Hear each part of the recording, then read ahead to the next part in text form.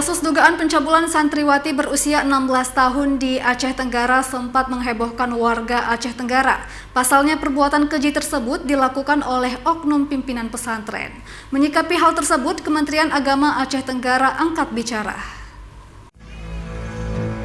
Hebohnya kasus pencabulan yang terjadi di Aceh Tenggara membuat pihak Kementerian Agama turun ke lokasi pondok pesantren Raudatus Salihin di Desa Darussalam, Kecamatan Bukit Tusam, Aceh Tenggara. Pihak Kementerian Agama Aceh Tenggara memberikan arahan serta bimbingan kepada sejumlah pengurus yayasan dan tenaga pengajar di pondok pesantren agar dapat secepatnya mengganti pimpinan pesantren yang baru dikarenakan pimpinan yang lama masih tersandung hukum.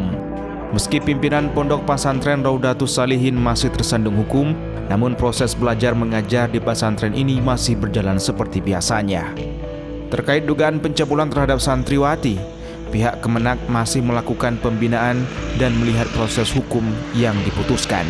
Kepala Kantor Kementerian Agama Kabupaten Tenggara menyampaikan kepada pengurus lainnya untuk dapat melanjutkan proses belajar mengajar di pondok pesantren tersebut agar masyarakat tidak merasa dirugikan.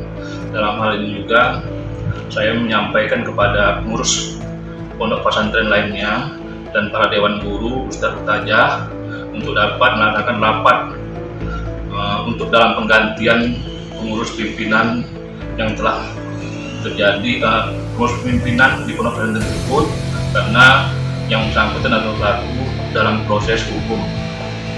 Diharapkan apabila ada indikasi-indikasi yang kurang baik terhadap para santri agar dilaporkan secepatnya kepada pihak pengurus atau guru pesantren tersebut agar kejadian seperti ini tidak terulang kembali. Dari Kabupaten Aceh Tenggara, Medi Arjuna, iNews melaporkan.